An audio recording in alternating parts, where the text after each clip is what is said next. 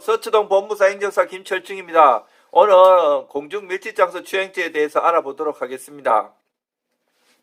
우리가 버스나 지하철 타면 그 가방을 앞으로 매야 됩니다. 잘못해가지고 남자의 은밀한 부위가 여자 승객한테 부딪혔을 때 오해의 여지가 있고 혐의를 받기가 쉽습니다. 그래서 조심해야 됩니다.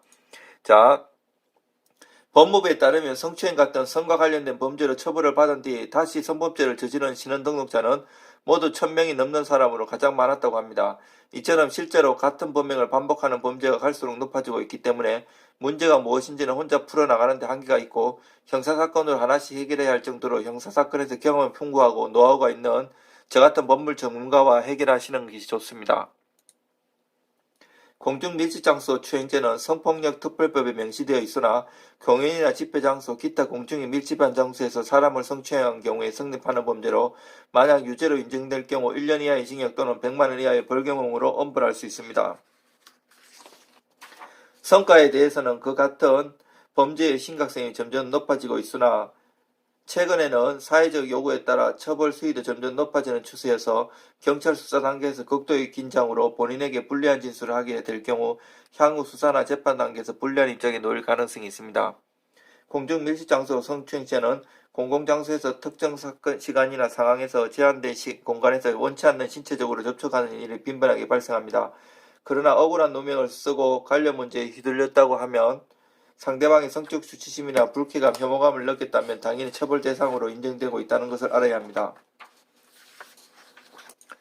때로 뜻하지 않게 부딪히거나 예상치 못한 스키집마저 오해를 불러일으키게 되면 역시 어떤 상황에서도 체계적인 해결책이 없다면 충분히 처벌 대상으로 인정받고 있습니다. 지하철이나 버스 같은 대중교통에서 이런 범행이 빈번하고 인정되면 3년 이하의 징역 또는 3천만 원 이하의 벌금형으로 선고되는 만큼 그냥 넘어갈 문제가 아니기 때문에 피해자로 지목되면 안이하게 대응해서는 안됩니다. 그러나 공중밀집장소 추행죄는 성범죄로 분류되고 있기 때문에 벌금을 선고하더라도 신상정보 등록 대상자가 될 확률이 매우 높고 장소 특성상 당시 정황에 대한 증거를 확보하기 어려운 경우가 많습니다. 그래서 CCTV가 있어도 현장을 포착하기 어렵기 때문에 증거로 채택되기가 어렵습니다. 또 현재는 과거와 달리 피해자 진술에 대해 일관되고 논리적이라고 판단되는 경우라면 충분히 죄가 있다고 판단될 가능성이 높기 때문에 원래 문제가 발생한 후에 어떻게 사건 해결해 나가야 할지 긍정적으로 생각하고 원만히 해결하는 것이 바람직합니다.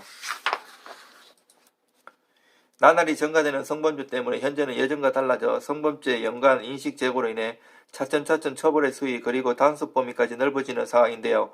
공중밀집장소 추행과 같은 케이스도 응당 해당되는 부분이며 얼마 전까지만 해도 지하철 성추행 관련 사건은 대충 사소한 추행으로 치부를 했지만 현재 또 공중밀집장소 추행죄에 해당이 되어 1년 이하의 징역에 해당되거나 300만 원 이하의 벌금형이 처해졌습니다.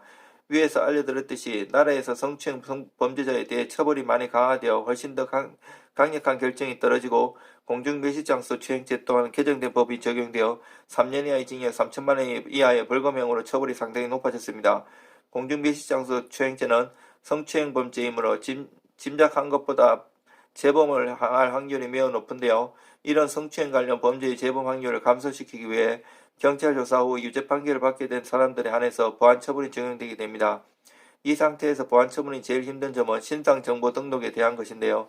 이 사항은 성범죄로 유죄로 판결이 난 사람의 신상에 대한 정보를 등록하거나 관리를 인지되어서 성범죄를 예방하고 수사에 충분히 활용하여 우리나라 시민들에게 알려서 성범죄에서 위험성이 없는 사회를 이루고자 하는 것인데요.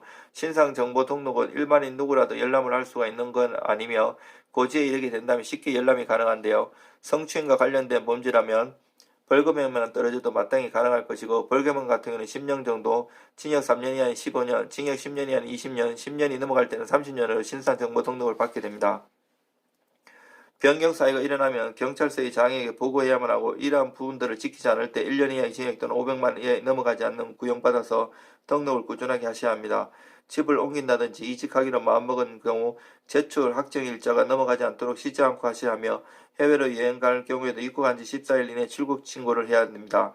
그렇기 때문에 공중밀집장소 추행죄 경찰조사 이후 판결이 벌금형으로 떨어진다 해도 10년 이하의 신상을 등록해 제재를 받는 만큼 관련 범죄에 억울하게 휘말리는 경우라면 무혐의를 받기 위해서 애써야 하겠고 이렇게 하기가 힘들다면 전과가 남지 않는 기의 소유의 판결을 적용하도록 대응책을 마련하는 것이 현명합니다. 저는 서초동에서 10년 이상 법무사를 하면서 여러 가지 형사사건도 많이 다뤄봤습니다. 도움이 필요하시면 아래 전화번호로 연락 주십시오. 이상 서초동 법무사 행정사 김철중입니다.